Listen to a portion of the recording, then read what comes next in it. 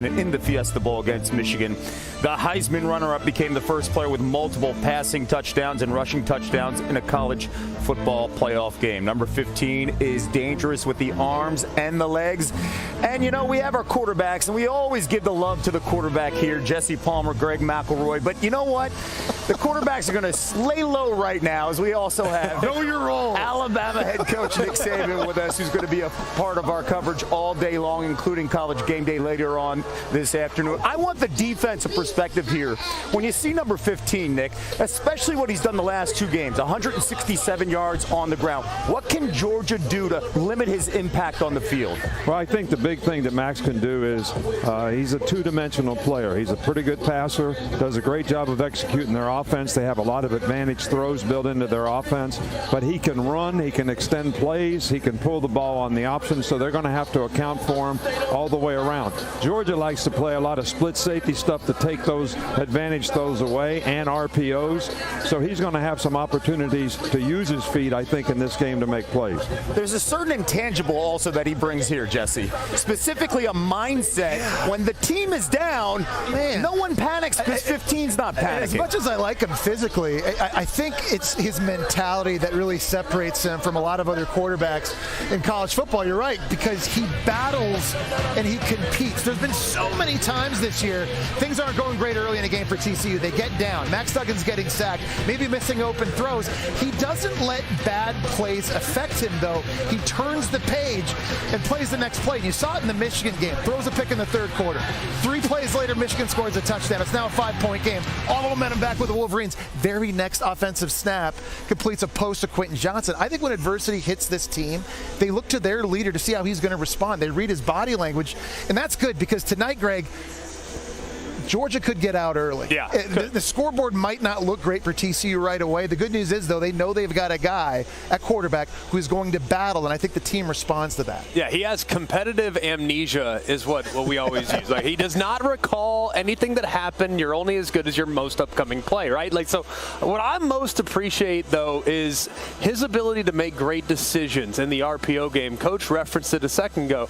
They put a lot on his shoulders, and look, this offense is really all about numbers and leverage. And in this particular case, if you have numbers, then you're going to run the football. But it becomes very, very difficult to defend if your quarterback is an adequate runner as well. So I think not only does he have a ridiculous ability to bring out the best in everyone around him, but he also makes great decisions to put his teammates and himself in great situations as well. I love the phrase competitive amnesia. Did you pick that up under a coach when you played in college? I learned from the very best. I had to have a lot of that as well because I had plenty of bad plays that I wanted to forget. So no, that's not necessarily the case. But I do think it's important, especially at the quarterback position, that everything's not always going to go well. Yeah. And that you can, people talk about momentum, but you have to sustain momentum. You have to be able to play the next play, and you have to continue to do that because everything's not going to always go exactly like you like for it to. You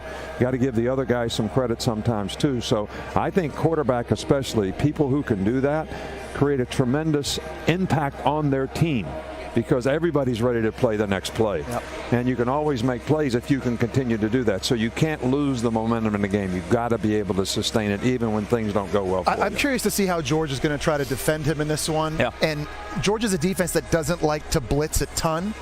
But when they've played really good quarterbacks, Hendon Hooker or C.J. Stroud, Anthony Richardson, Will Levis, they've dialed it up a little bit more. I think they're going to blitz Max Duggan. I think the problem for Georgia these last two games against LSU and Ohio State, giving them almost 510 yards a game, they've been in position to make sacks. Yeah. And they've missed. They got to finish. And the guys on the back end, they've got NFL talent, and Ringo's running around. They're trying to run with Marvin Harrison Jr. Can't do it for 9 seconds. Right. They've given up a lot of big plays. Tonight, when they get those opportunities against a very mobile quarterback in Max Duggan, they've got to finish the play. They've got to get 15 to the ground or force them to throw it away. We're going to keep on hearing about the underfrogs, right? And specifically Max Duggan, 42 starts under his belt. He's basically seen everything during his time. But also at the beginning of the season, let's not forget, TCU was picked 7th in the Big 12 in the preseason standings. We're seeing a completely different team with the underfrogs. And one thing, Sonny Dykes that loves that entire mentality each and every game. Hey, they're counting us out, right, Gino? Well, Kevin, That respect. and then they lose the Big 12 championship game, and still there's some question marks. Do they get in? Then they get in. No chance they're beating Michigan. shot. Not we just saw what Michigan did against Ohio State. No chance. Over. Then they beat Michigan. So now that's the storyline. Can they pull off the big? This is like Villanova, Georgetown in, I think, 85 basketball. Sorry, guys. Oh, my God. We know that. Yeah. We know that. We just went over. Our teachers are going to be like, Villanova, Georgetown. Who is that? That's what this feels like. Well, you were the only one that was alive during that time. But you beat me to it. There you go. The interesting part is, like, you look at the roster, too, to echo your point, 66 4- and 5-star kids on Georgia Bulldog program. 17 on TCU. Like, it's a big discrepancy. No first-year coach has ever won a college football playoff national championship. No Big 12 team has done it yet. No team starting this season unranked has won a national title in the college football playoff era. So just a ton of firsts. Yeah. Like, a ton of things to cheer for if you're cheering at home or you're going for the little guy, the underrated team. It's definitely TCU. Maybe more recency in your basketball analogy, Duke, Butler. Yeah. More recent. And What are we Except doing, Duke won. guys? This is a bad Butler, crowd. Villanova, This Georgetown. is a bad crowd. You see, I just think, Joey, what you're saying is that people look at TCU as a little brother. They look at it as a smaller school, but they're not. These guys might, are a smaller school, feel actually. like they're smaller.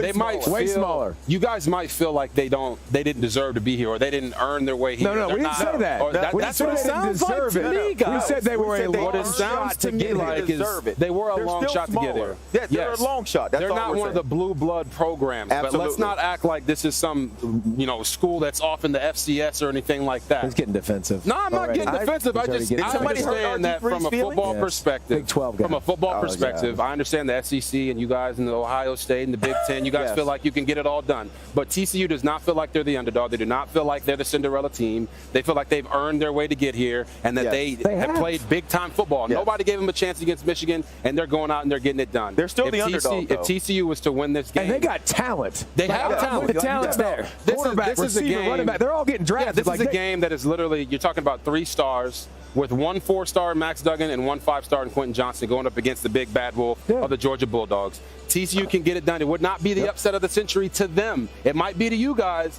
but I've been watching these guys since they played against Oklahoma. Would it be an upset to you if TCU wins? No, I don't think it would be an upset. Wow. But by the way, they're double-digit underdog. The last 2 times there's been double-digit underdogs in a national championship game since 1998. They're 0-2, which means they lose outright, which means the underdog in this game has had an opportunity.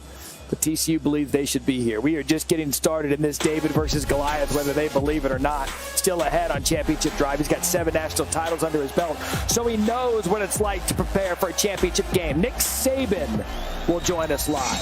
Plus, Marty Smith has the incredible story of the bond between Georgia's Keely Ringo and his mother and her courageous fight against cancer.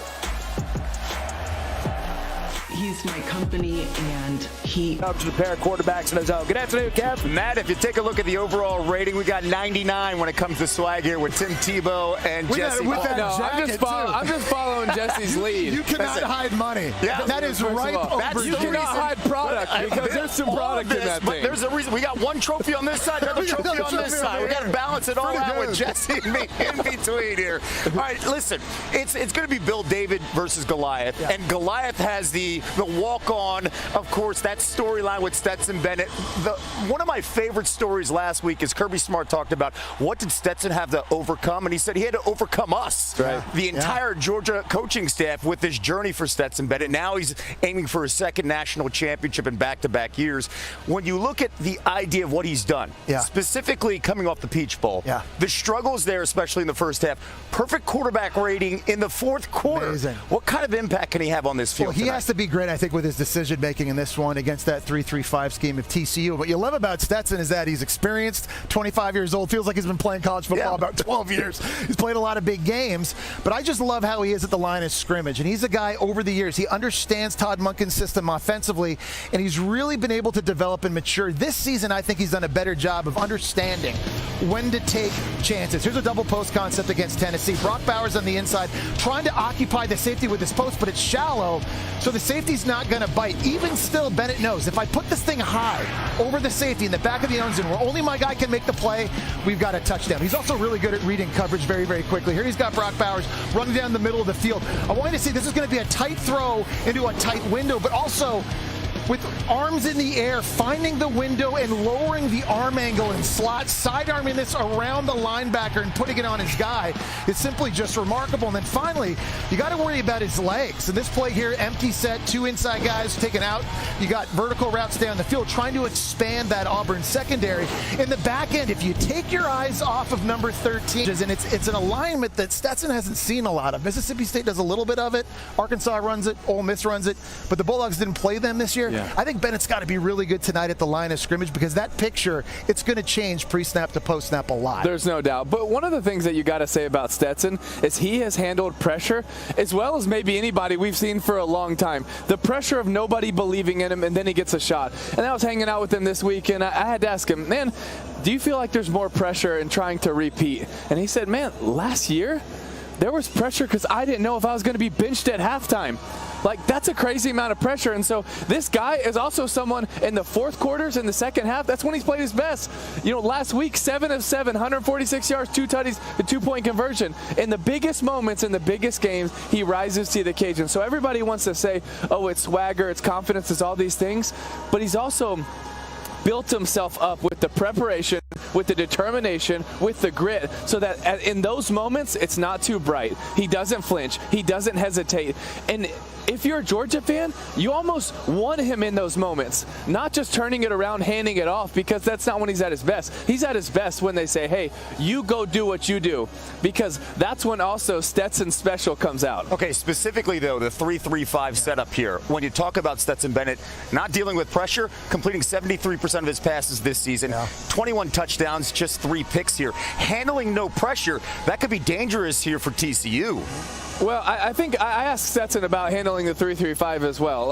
And he was like, yeah, I haven't seen as much. Kent State did a little bit of it early on, and they moved it around. They gave him some issues, but it's something he said, yeah, I got to have, extra time to prepare, just so more of where the bodies are at, how we're going to be able to identify them, because I think that's going to be very crucial in this game, is identifying the mic, communicating with your backs, who's picking up who. If it's a dual protection, then he's understanding, okay, you got him to him, and that communication, because they do rotate a lot of running backs, and so being able to pick up a Sam to a Will is really important, and that's going to be on Stetson early in this game. I think if you're Stetson Bennett in this game particularly, you're thinking about attacking the middle of the field